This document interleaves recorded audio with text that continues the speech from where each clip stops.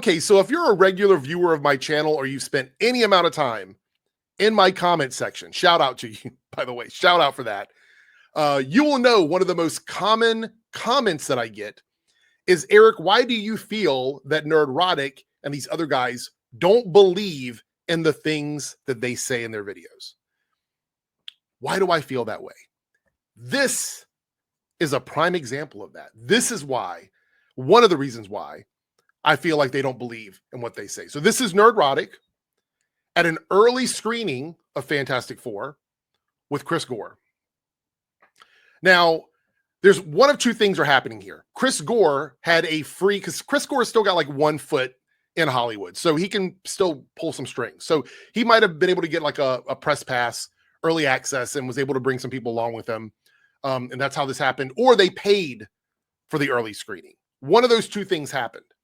But the really interesting thing is Nerdrotic and a lot of people in his circle have said, you should not believe anything that comes out of press or access media or influencers who get early access to things like movies, because they're there accepting handouts. Matter of fact, just the other day, I made a video where Nerdrotic was talking about hand-picked influencers, hand-picked people from Warner Brothers going in and reviewing Superman early, watching Superman early so they could do early reviews. This is just one recent example, like a week ago, where he's done this. And here he is participating in that. Let me ask you a question. If you thought a company was evil, would you support a company that you've called evil in the past, that you said is indoctrinating kids and has an agenda to go after children? Would you support a company that does that? By going to early access, going to press screenings? Let's take a look at some of the greatest hits here. Disney's a disaster. The year of Get Woke, Go Broke. Woke Hollywood's Civil War. Disney destroys Hasbro, so going after Hasbro. Disney's self-destruction and peak woke Hollywood. That's just some of the greatest hits from these guys. I can tell you something. If I thought a company was doing something evil and trying to indoctrinate people, trying to indoctrinate the youth, if I thought that was what was happening, I wouldn't be going out taking pictures of myself smiling, sitting in the theater. So there's a lot of reasons why I have an issue with this. But I will say the one good thing is at least he's seen the movie. At least he's seen it this time. Because I've had my doubts about him watching stuff in the past. But at least this time, he's physically in the theater watching the movie. So there's that. Let's look at what Nerdrotic had to say about the Fantastic Four, because I think that's quite interesting. I also want to see how he frames this. If he follows this narrative through on his review of Fantastic Four, or if he turns around and tries to spin it into something negative. So he says here, Fantastic Four First Steps is the best Disney Marvel movie of the year. Now, of course, he's leaving a lot of space there for him to change direction. The best movie of the year, according to him, from Marvel and Disney, against like Captain America and Thunderbolts. So it does leave a little wiggle room for him if he wants to sort of talk it down a little bit. And then we have, of course, the White Black Panther. Here says, I'd still take John Walker over Wham-Man Silver Surfer. He says, I would too, testing out his base to see if they all feel the same way that he does about this movie. This is really a testing ground for him because Twitter's not the same as YouTube for him. It's not about the big bucks there. Maybe Torrent in winter, too much Pedro Pascal fatigue.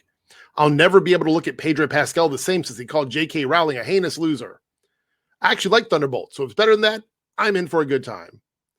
This is an incredibly low bar. That's what I meant when I said he's leaving himself some wiggle room.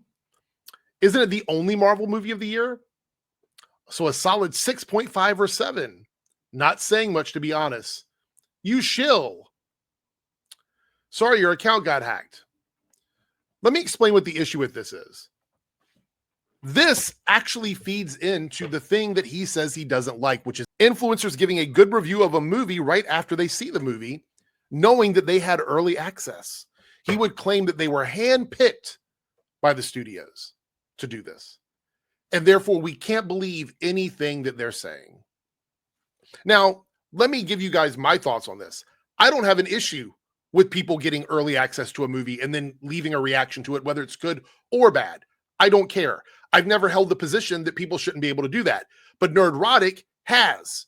Gary has held that position. He held it with Superman. He was pushing the conspiracy theory that early access to Superman led to positive reviews from people. Therefore, it must be corrupt because they were handpicked by Warner Brothers. They were handpicked by DC. So that was his take on it, was that early access from handpicked individuals leads to corrupt reviews. So the reality is, I truly believe, and this is me again with a feeling deep inside, that Gary, Nerdrotic, wants to be part of the access media world, wants to have the ability to do all of these fun things, but can't do it because he's locked into this anti-studio grift that he has.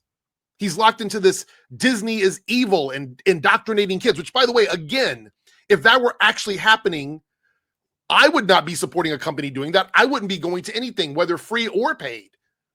I wouldn't be doing that. Matter of fact, I wouldn't even be reviewing their content. If I thought a company was evil, all I would be doing is talking about how evil their practices are without reviewing their content.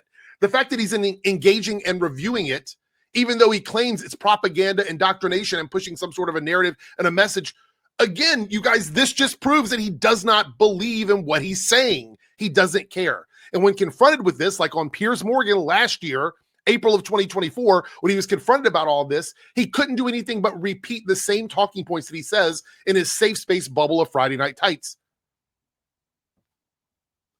I don't believe him. This just goes to prove that given the opportunities to go to things early and participate in things that early press screenings get, access media gets, he will do it. He'll do it. He will compromise whatever integrity he has, if he has any, to go and participate in all the stuff that he talks shit about. Go back and look at what he said about early influencers and critics getting into Superman and why their reviews shouldn't be trusted. Go back and watch it. It was just a week ago. It was just a week ago. Again, at least he's seen the movie. That's a low bar. I'm curious now where we go from here. Put a pin in this one because I want to see what his review actually says about this. If him and Critical Drinker decide that they need to paint it negatively because they see the way the tide is going online, they will, even if they like it. So I'm curious if he's going to continue to have this energy moving forward, or if he's going to do a video where he's like, Fantastic Four: First Steps was the best Marvel movie of the year, but that's not saying much because it still had XYZ.